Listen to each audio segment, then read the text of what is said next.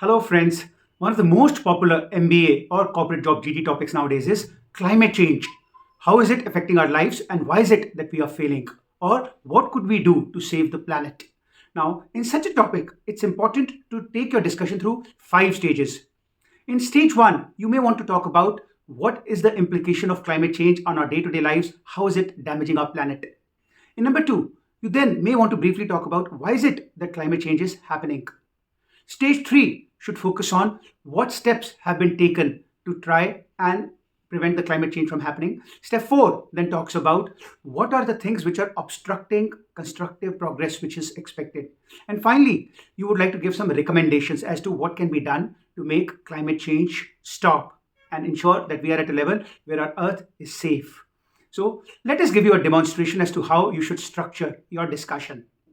Now, number one, you need to start by talking about an opening context. So, therefore, we all must understand that where we stand now, although statisticians have a different perspective depending on which way they are looking at it from. However, largely the view is that the globe is 1.1 degrees centigrade warmer. Now, warmer compared to when? Warmer compared to the pre industrial age. Now, 1.1 centigrade for someone who's from a hot country like India or say the northern part of India would say that it's not a very big number. However, the implication is that for every degree of increase of global temperature compared to the pre-industrialized revolution, there is more water which gets evaporated from the sea and goes into the atmosphere. Now, once you have more water through the evaporation route in the atmosphere, you will have more severe rainfalls, abnormal rainfall patterns, hurricanes, typhoons, and landslides. So, what it would mean it at some time there's going to be drought at a city, and at the other time in the same city there could be floods. So, abnormal trends of your day to day life because of weather induced phenomena are going to increase. And this could mean there could be floods which affect your lifestyle. There could be drought which could affect your agriculture production. There could be landslides which could affect the entire way we live. And there could be hurricanes, typhoons, which could be a serious hazard to life. So, all of these are eventually going to make surviving at planet Earth tougher because human beings as a species need time to adapt. So, because of this, it is to be understood that climate warming is a bad thing for all of us. And then you move on to give major reasons as to why the global warming is happening or why the climate change is happening. Now, while there are many, but you could focus on three main. Number one, the increased activity which took place in the industrial nations, predominantly USA, European Union, Japan, and in recent 2 to 3 decades, China is an equal culprit.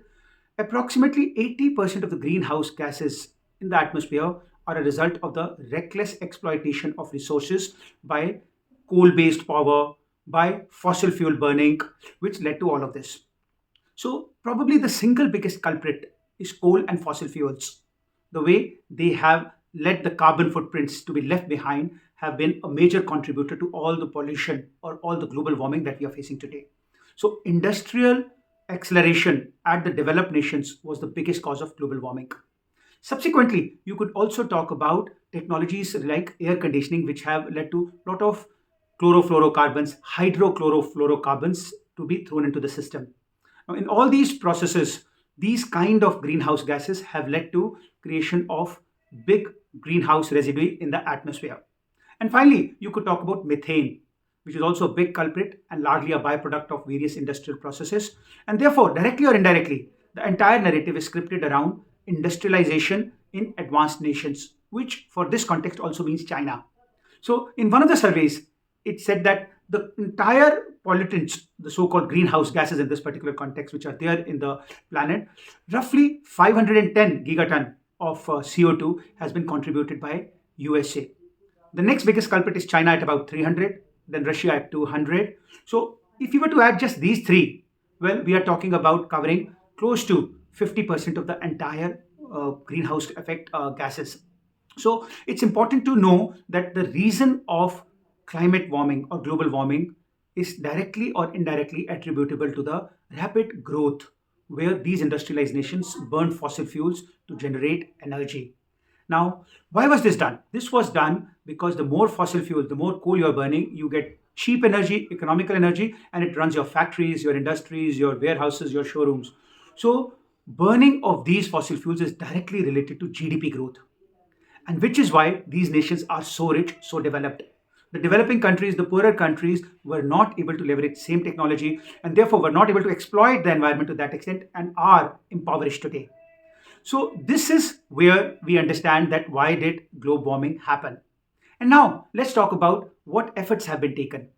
Now, across the last 30 years, numerous initiatives have been done to mitigate or slow down the global warming or completely reverse it. However, there are four watershed moments which you should remember. The first watershed moment happened when Kyoto Protocol was signed in 1997 by 194 countries. However, the irony of the situation is that it took almost 8 years to get the deal to effect because it was a treaty of nations.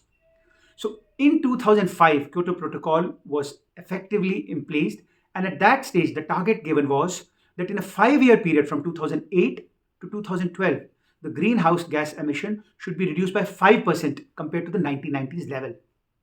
However, there was a big lacuna here.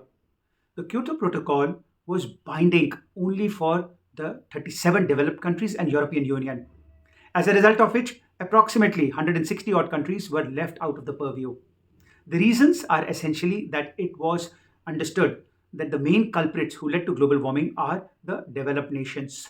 So now this led to a situation where the developed versus developing narrative started to foster. And unfortunately, the progress wasn't up to the mark. So in 2012, the second watershed moment came when Kyoto Protocol was further reviewed at Doha Agreement. And it was understood that the progress is not satisfactory. Therefore, the benchmarks were raised even higher. And it was expected that now we must contain the greenhouse gas emission to 18% less than the level that we were emitting in 1990s. Once again, it had a similar limitation that it was more like a treaty of nations, a continuation, and therefore it had its own enforceability limitations. So in 2016 came the third watershed moment, and that was the Paris Agreement. Now, in the Paris Agreement, three major things changed. Number one, it was a United Nations Framework Convention on Climate Change. So the entire sanctity was because of the formal stature being accorded to it by the role of United Nations as the whole coordinator, the host, the facilitator, and the coordinator, the owner of the project. The second thing which changed was that it was realized with a grave urgency that we cannot set our goal anymore as emission reduction, but we have to set a target of how much temperature do we want to contain this rise to. So it was agreed that our red line must be 2 degree, but the aiming line could be 1.5 degree by the end of the century, which is the year 2100. And the third important thing was that up until now, the focus had been only on six greenhouse gases, predominantly CO2, which is carbon dioxide, methane, nitrous acid, and hydrofluorocarbons, chlorofluorocarbons. However, from Paris Agreement onwards, any gas which was anthropogenic in nature, which is essentially pollution creating or greenhouse gas effect creating, everything would be covered in this. Now, the Paris Agreement introduced another concept that each country would have a nationally determined goals and criteria of what they would like to achieve. So, of the entire 194 nations, they were expected to give certain submissions on what they will achieve. The big ambitious goal was set that we have to attain net zero emission by 2050. However, while it's a common responsibility, it is also differentiated responsibility. So, this concept of CBDR was another important thing over there, which meant that the act of saving the globe is a common responsibility of all. However, it's differentiated also because different countries have had different legacy. So, developed nations need to take greatest onus, and the impoverished countries would be given certain lax targets. But nonetheless, every country was supposed to submit its nationally determined criteria of pollution reduction and climate change mitigation. Now, here, the big quantitative target was that let us try to reduce the emissions by 45% compared to 2010 level. Now, thereafter, this third watershed moment of Paris Agreement became a very important biblical step. So, starting from Kyoto Protocol, Doha Agreement, Paris Agreement, and thereafter, we have had a series of various United Nations summits annually. The most recent two were at Glasgow in 2021 November, and very recently at Sharm el Sheikh, the COP26 at Glasgow and COP27 at Sharm el Sheikh, Egypt. Now, to summarize where we are today as a result of these two latest summits on climate warming, There were three major things which were said over there. Number one, even the target of reducing the emissions by 45% from 2010 level is not sufficient. While emissions seem to have come down in developed nations, they are still growing unabated in developing countries. Therefore, the alarm bell was raised that let us raise the emissions by 43% from 2019 level. Because if we don't accelerate the effort and we don't try to reduce the level by 2030, then the aim of net zero by 2050 could be very late. So the second important thing which emerged was that let us prepone our focused zone not to 2050 but to 2030. So in about 10 years time frame. And what that meant was that if you had to attain 43% lower compared to 2019 level, then you would have to double the speed. And doubling the speed of greenhouse gas reduction meant a faster shift to renewable energy, solar, wind, even hydel, so that you don't burn fossil fuel. You don't burn the most dangerous gas source, which is coal. And finally, some new concepts related to mitigation, adaptation, loss, and damage were put in place. Now, what do these terms mean? Mitigation means the recognition that the increase of global climate is going out of control. The temperatures, if we left unchecked, could go to 2.7, 3 degree higher than pre-industrial revolution. And the second realization was that right now the developing nations are not in a position to do enough. And the third was that the weather phenomena is changing very drastically. Therefore, because weather phenomena is changing so drastically, there are going to be increased floods, droughts, and somehow it is the most vulnerable nations who are at the receiving end, and therefore they need greater support and subsidy.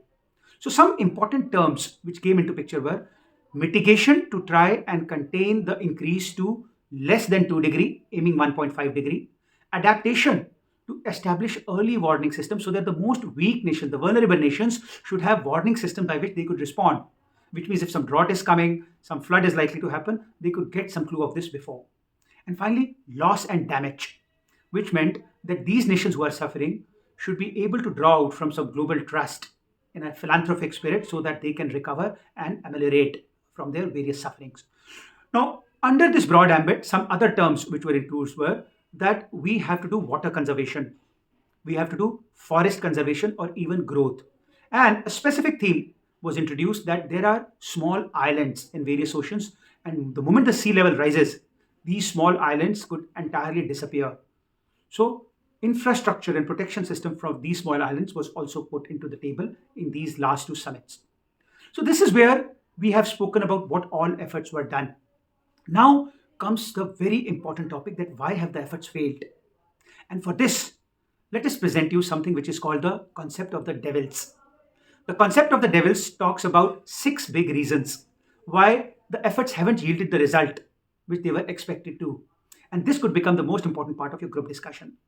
Now, the first D is the clash between developed nations and developing nations, which led to a situation of lack of ownership.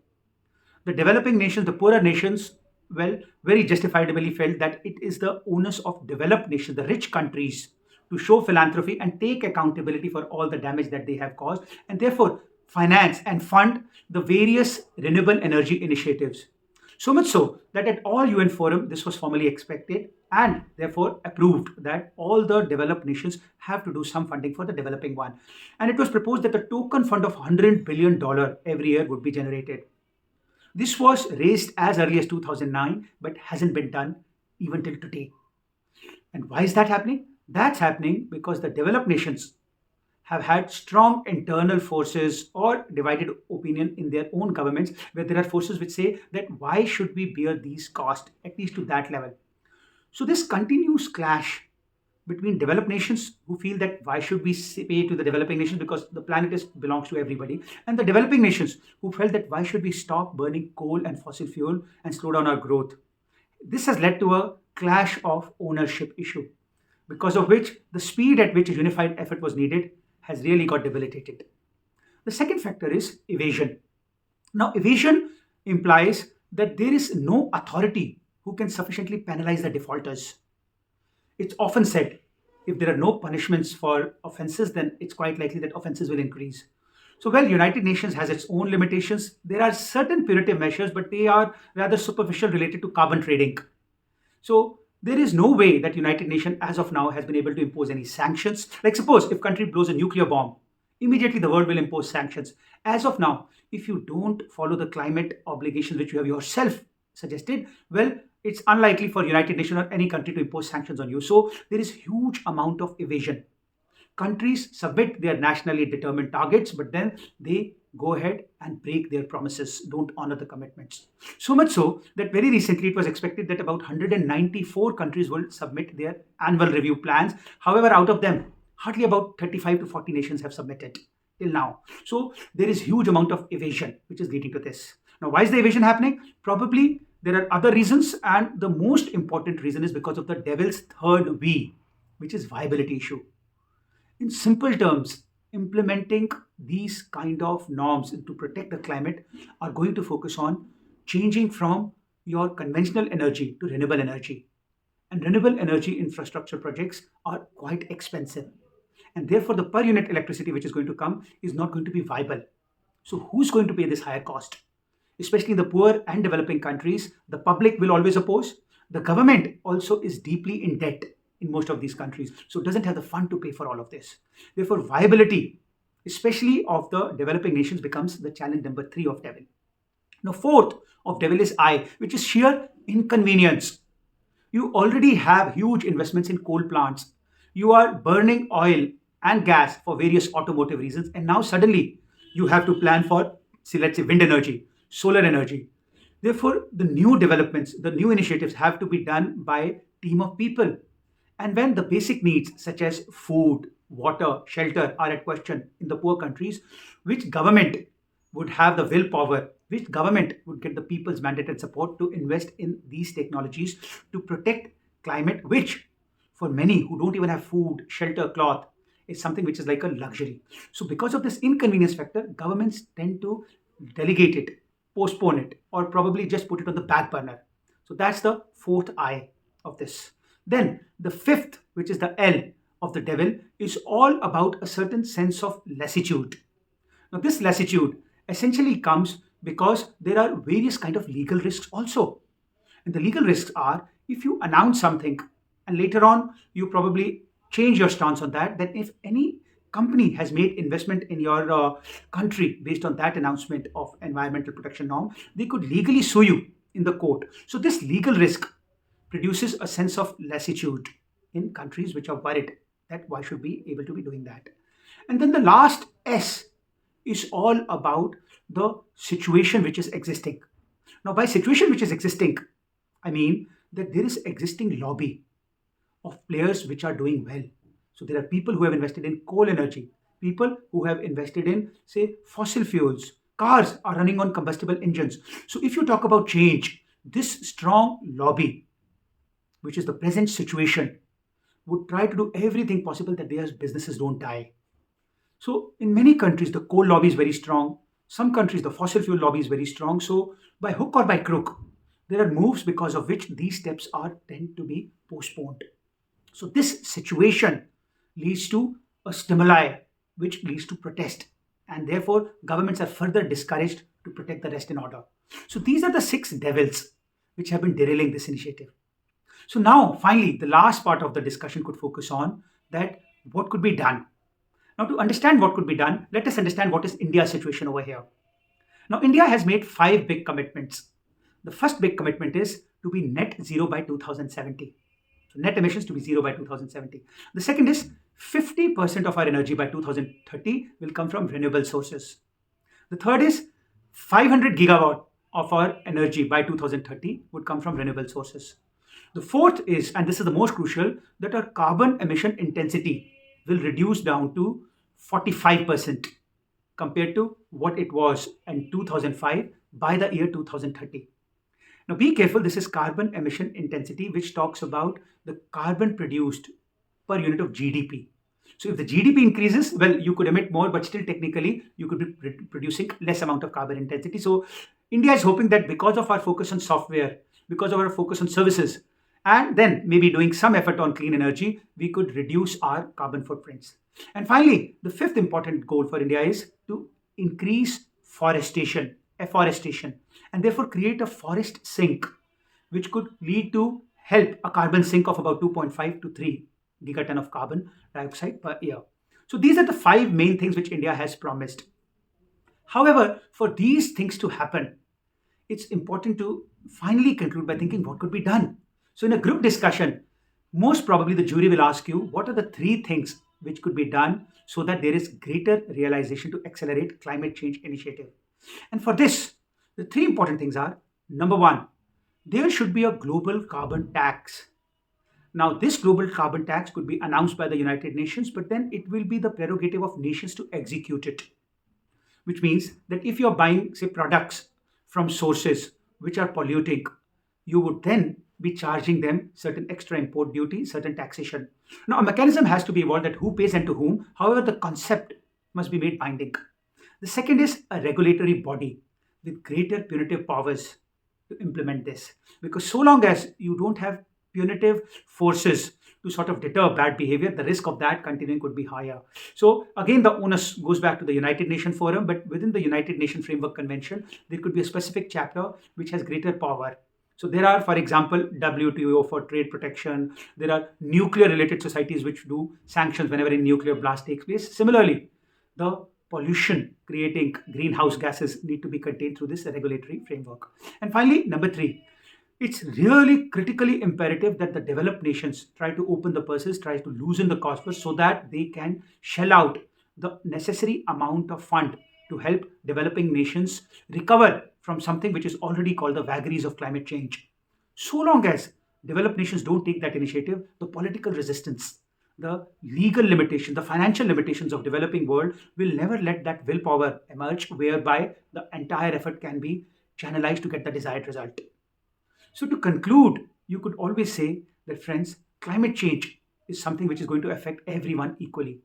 Therefore, the sooner we realize that and accelerate our efforts, the better we will be and the generations to come will be. Therefore, the three important things are: number one, we must have a global carbon tax, whereas those who are polluting more are penalized more. Number two, there must be enforceable mechanisms by creating new regulatory bodies. And number three, developed nations must really set their house in order and work harder to generate the funds so that they can finance the cause of the weak nations.